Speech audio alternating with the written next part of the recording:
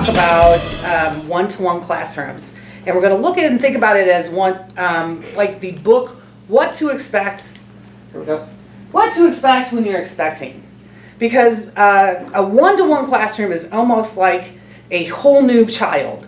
You're bringing a whole new style of teaching, a whole new style of your students learning into the classroom. And so we're going to teach and we're going to talk about how it is to bring. Okay. So for us, our media program, we birthed our new child in 2013.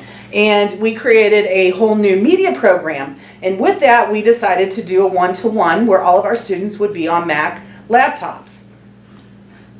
This came along because of a bond issue.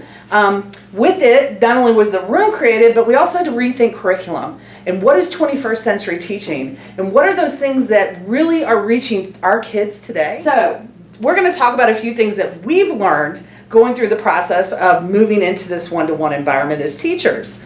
The first thing we're going to look at is what we need training-wise. So when you have a baby, you have to get some training. You have to understand how to birth that baby. We're going to talk about media literacy for that. Two, we're going to talk about first weeks with your new child, because those first weeks are crazy. You never know what's going to come. You got to have some real patience. You're going to have to go through some real change. So we're going to talk about the first weeks, and next we're going to talk about taking care of your baby. What are those tools? What are those new processes that you have to create in your room so that you can take care of this new baby?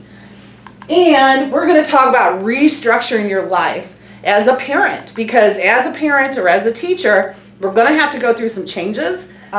What do they have as needs in this one-to-one environment?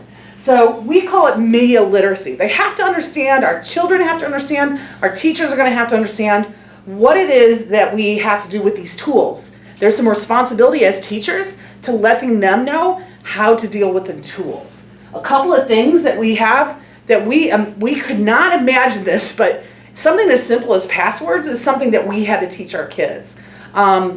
Easy systems, easy ways to deal with that is looking at, they put out these lists every year, like top, passwords not to use. They're the most hackable. So these are kind of things that really speak to our kids as far as understanding, okay, I get it. Digital footprint. This is really something that's tough for kids to understand, that if I put out a post today, it could have effect on me 10, 20, 30 years later. And so our students are still teens. They talk as teens, they post as teens, and they make decisions as teens. So we want to help them to make better decisions as far as what they're putting on their social media. So somehow that's not going to affect them 10 years down the line. That's the digital footprint that we leave. So what new policies are we going to have in our school districts in order to have this one-to-one environment work? Some of the policies that we haven't ever had to deal with before is what happens with the cyberbullying. What kind of policies or rules are we going to have to create? When can we use those tools? When is that necessary? What happens when kids aren't using them accurately? So you really have to go through and review some of your rules and policies. Media literacy, we talk also about how do we best communicate?